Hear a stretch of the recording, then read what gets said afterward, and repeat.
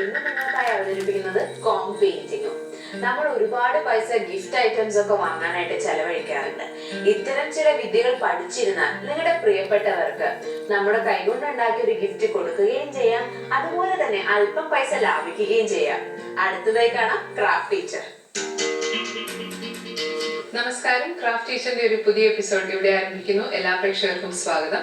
വളരെ വ്യത്യസ്തമായ ഒരു പെയിന്റിംഗ് ആണ് ഇന്ന് നമ്മൾ ക്രാഫ്റ്റ് ടീച്ചറിലൂടെ കാണാൻ പോകുന്നത്. Com painting. നമ്മൾ സാധാരണ മുടി ചെയ്യുന്ന ചീഫ് ഉണ്ടല്ലോ, കോം, അത് വെച്ചിട്ടുള്ള ഒരു പെയിന്റിംഗ് ആണ്. ഈ പെയിന്റിംഗ് നമുക്കായി പറഞ്ഞു തരുന്നത് ശ്രീമതി നയന ഗിരീഷ് ആണ്. ഹലോ. വളരെ ഡിഫറെന്റ് ആണ് ഈ പെയിന്റിംഗ്. കോം പെയിന്റിംഗ് നമ്മൾ മുടി ചെയ്യുന്ന ചീഫ്, അത് ചീഫ് വെച്ചിട്ടുള്ള പെയിന്റിംഗ് ആണ്. അപ്പൊ എന്തൊക്കെയാണ് റോ മെറ്റീരിയൽസ്? ഫസ്റ്റ് നമുക്ക് വേണ്ടത് ഐവറി ഷീറ്റ് ആണ്. ഐവറി ഷീറ്റ് നമ്മൾ മേടിക്കാൻ കിട്ടും. കുറച്ച് കട്ടി ഉണ്ടാവും അതിലാണ് നമ്മൾ ഫസ്റ്റ് പെയിന്റ് ചെയ്യുന്നത്. ഐവറി ഷീറ്റ് ഇതുപോലെ പിക്ചർ ട്രേസ് ചെയ്തെടുക്കാം. പിക്ചർ ട്രേസ് ചെയ്തെടുത്തതിന് ശേഷം നമുക്ക് വേണ്ടത് ഫെവിക്കോൾ എസ് എച്ച് തന്നെ വാങ്ങാൻ നോക്കണം. എസ് എച്ച് കുറച്ച് തിക്കാണ്. MR ആകുമ്പോൾ കുറച്ച് ലൂസ് ആയിട്ടാണ് വരിക. അപ്പൊ കുറച്ച് തിക്കായിട്ടുള്ള ഗ്ലൂ വേണം. എസ് എച്ച് തന്നെ വേണം. എസ് എച്ച് പെയിന്റ്, പിന്നെ ഫാബ്രിക് പെയിന്റ്, ബ്രഷ്, വെള്ളം. ഇത് 3D ഔട്ട്ലൈനർ ആണ്, അത് വേണം. ഒരു കോംബ് ഇതുപോലെ നമ്മൾ ചെറിയ പീസായിട്ട് കട്ട് ചെയ്തെടുത്തിട്ട് കോംബ് വേണം. ഇത്രയും സാധനങ്ങൾ. ഒരു കാർഡ്ബോർഡ്, പിന്നെ ഒരു ബ്ലാക്ക് പേപ്പർ. ചാർട്ട് പേപ്പർ ആയാലും മതി. ഐവറി ഷീറ്റ് വേണമെന്നില്ല, ചാർട്ട് പേപ്പർ ആയാലും മതി. ഇത്രയും സാധനങ്ങളാണ് നമുക്ക് വേണ്ടത്. ആദ്യം തന്നെ ചെയ്യേണ്ടത് ഐവറി ഷീറ്റിലേക്ക് പിക്ചർ ട്രേസ് ചെയ്തെടുക്കുക. ഇപ്പൊ നമ്മള് റോസ് ഫ്ലവേഴ്സ് അല്ലേ വരച്ചിരിക്കുന്നത്. ഇത് ചെയ്യുന്നത് കഴിഞ്ഞാൽ ഫസ്റ്റ് നമ്മൾ ഗം എടുത്തിട്ട് പെറ്റൽസിൽ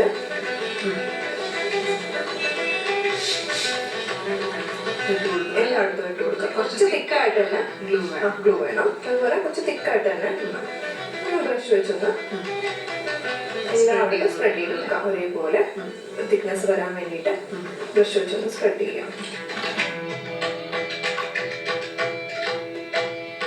പെയിന്റൊക്കെ പുറത്തേക്ക് പോയാലും കുഴപ്പമില്ല. ഇല്ല, ഡിസൈനകത്ത് തന്നെ തിക്കായിട്ടുള്ള തിക്കായിട്ട് ഇട്ട് കൊടുക്കുക, സ്പ്രെഡ് ചെയ്ത് കൊടുക്കുക. വരയ്ക്കാൻ ഉദ്ദേശിക്കുന്ന ആ പിക്ചറിന്റെ മേലെ നല്ലോണം തിക്കായിട്ട് തന്നെ ആ ഗ്ലൂ അപ്ലൈ ചെയ്ത് കൊടുക്കുക. ഗ്ലൂ ഇട്ടതിന് ശേഷം ഒരു 5 മിനിറ്റെങ്കിലും വെയിറ്റ് ചെയ്യണം. ഒന്നുകൂടെ ഒന്ന് ഡ്രൈ ആവണം, എന്നാലേ നമുക്ക് കോമ്പില് ശരിയായ ഇംപ്രഷൻ കിട്ടുള്ളൂ.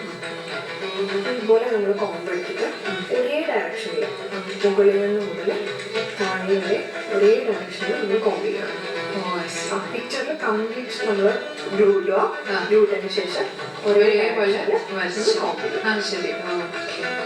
ശരിക്കും നിപ്പ് പെയിന്റ് ചെയ്യുന്നൊരു സെറ്റാണ് കിട്ടുക. പക്ഷെ നമുക്ക് നിപ്പ് പെയിന്റിനേക്കാളും വളരെ ഈസി ആയിട്ട് പെയിന്റ് ഫാബ്രിക് ആയതുകൊണ്ട് കോസ്റ്റും വളരെ കുറവാണ്. അത് മാത്രമല്ല, പിന്നെ ഈ ലാസ്റ്റില് ഫിനിഷ് ചെയ്ത് വരുമ്പോൾ കുറച്ചുകൂടി വ്യത്യാസം ഉണ്ടാവും. ഇപ്പൊ കോമ്പ് ചെയ്തതിനു ശേഷം ഇത് ഇതുപോലെ കട്ട് ചെയ്തെടുക്കണം. ഇത് ഓൾറെഡി ചെയ്ത് വെച്ചിട്ട് നമുക്ക് സമയത്തിന്റെ ഒരു പരിമിതി ഉള്ളത് കൊണ്ട് ഓൾറെഡി ഉണങ്ങിയിട്ട് അതുപോലെ തന്നെ കട്ട് ചെയ്ത് വെച്ചിട്ടുണ്ട് അല്ലേ? കാസ്ബറി വെച്ചിട്ട് ഷേപ്പിൽ കട്ട് ചെയ്തെടുക്കാം. അപ്പൊ നല്ലോണം ഉണങ്ങി കഴിഞ്ഞിട്ട് ആ ഐവറി ഷീറ്റിൽ അതേപോലെ തന്നെ കട്ട് ചെയ്തെടുക്കുക. എങ്ങനെയാണോ ആ പിക്ചർ വന്നിരിക്കുന്നത് അതിനെ അതേപോലെ തന്നെ കട്ട് ചെയ്തെടുക്കാം. കട്ട് ചെയ്തെടുത്ത പിക്ചറിലാണ് നമ്മൾ പെയിന്റ് ചെയ്യുന്നത്. ശരി.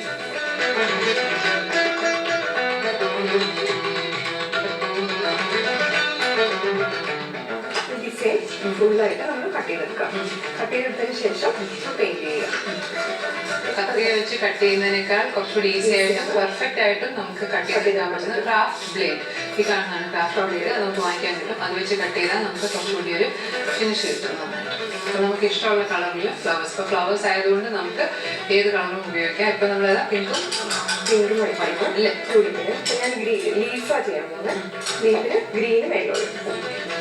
നോർമൽ ഫാബ്രിക് പെയിന്റ് ചെയ്യുന്ന പോലെ തന്നെ ഗ്രീൻ കൊടുക്കുക. ഹാഫ് വരെ ഗ്രീൻ കൊടുക്കുക.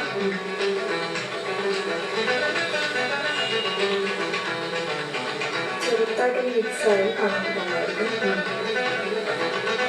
ലേസിന് നിറം കൊടുക്കുമ്പോൾ ആദ്യം നല്ലോണം പച്ച നിറം അടിക്കുക. അതിനൊപ്പം തന്നെ പിന്നെ പകുതി വഴിയിൽ യെല്ലോ കൊടുക്കുക. അപ്പോൾ ഒരു നാച്ചുറൽ ഫിനിഷ് വരുന്നത് അല്ലേ? ഇതുപോലെ ചെയ്ത് വെച്ചതാണ്. അപ്പം നമ്മൾ ഫ്ലവേഴ്സിന് ഈ പറഞ്ഞ പോലെ തന്നെ നമുക്ക് ഇഷ്ടമുള്ള കളേഴ്സ് കൊടുക്കാം. ഇപ്പൊ ഇത് ഫിനിഷ് ചെയ്ത് വെച്ചിരിക്കുന്നതാണ്. ഇപ്പൊ കാർഡ്ബോർഡിൽ ഇത് ബ്ലാക്ക് പേപ്പർ ഒട്ടിച്ചിട്ട് അതിന്റെ മേലെയാണ് പിക്ചർ ആദ്യം പെയിന്റ് ചെയ്തിട്ടാണ് ഒട്ടിക്കുന്നത്. അപ്പൊ കണ്ടു കഴിഞ്ഞാൽ നല്ല ഭംഗിയാണ്. കാരണം ഈ കോംബോ കൊണ്ട് നമ്മൾ സ്പ്രെഡ് ചെയ്തതിന്റെ ആ ഒരു ഫിനിഷ് മുഴുവൻ അതിൽ വന്നിട്ടുണ്ട്. ഇഷ്ടമുള്ള കളേഴ്സ് വന്നിട്ടുണ്ട്. ഫുൾ നല്ല രസമായിട്ടുണ്ട്. 3D ഔട്ട്ലൈൻ തീർന്നതിന് ശേഷം ഞാനിതൊന്ന് ചെയ്തിട്ടുണ്ട് 3D ഔട്ട്ലൈൻ ഇട്ടിട്ട്. നമ്മൾ പലപ്പോഴും ക്രാഫ്റ്റ് തന്നെ കണ്ടിട്ടുണ്ട് 3D ഔട്ട്ലൈനേഴ്സ് ഉപയോഗിച്ചിട്ട് നല്ല ഗ്ലോസി ആയിട്ടുള്ള ലൈനിങ്ങിന് കൊടുക്കുന്നത്. അപ്പൊ അതുപോലെ തന്നെ ഫിനിഷ് ആയി കഴിഞ്ഞ് കഴിഞ്ഞാൽ അതിന്റെ ഓരോ പെറ്റലിന്റെ അരികിൽ കൂടി ഇതൊന്ന് വരച്ചു കൊടുക്കുക. അപ്പൊ നമ്മൾ ഫിനിഷ് ചെയ്യുമ്പോൾ ഈ ഒരു ഗോൾഡൻ കളർ ഈ ഇടയ്ക്ക് കാണുന്നതെല്ലാം 3D ഔട്ട്ലൈനർ വെച്ച് നമ്മൾ ചെയ്തിട്ടുള്ളതാണ്. ഇതുപോലെ ഇരിക്കും കോം പെയിന്റിങ് ഫിനിഷ് ആയി കഴിയുമ്പോൾ. നല്ല ഭംഗിയാണ്. നമുക്ക് ഇന്റീരിയർ ഡെക്കറേഷൻ ഒക്കെ നമുക്ക് ഉപയോഗിക്കാം, ഗിഫ്റ്റ് കൊടുക്കാം, അങ്ങനെ എന്തോരം കാര്യങ്ങളല്ലേ. Thank you so much. അപ്പൊ കോം പെയിന്റിങ് എത്രത്തോളം ഈസി ആണെന്ന് കണ്ടു കഴിഞ്ഞാൽ തീർച്ചയായിട്ടും ഇത് വീട്ടിൽ ട്രൈ ചെയ്ത് നോക്കാം. ഇന്റീരിയർ ഡെക്കറേഷൻ ഉപയോഗിക്കാം, അതുപോലെ ഗിഫ്റ്റ് കൊടുക്കാം. അങ്ങനെ ഒത്തിരി പ്രയോജനങ്ങളുണ്ട്. അപ്പൊ ഇതുപോലെ അഴകാർന്ന പ്രയോജനപ്രദമായ മറ്റൊരു ക്രാഫ്റ്റുമായിട്ട് ക്രാഫ്റ്റ് ടീച്ചറിന്റെ വേറൊരു എപ്പിസോഡിലൂടെ നമുക്ക് കണ്ടുമുട്ടാം. അതുവരെ കാത്തിരിക്കുക. Take care and by.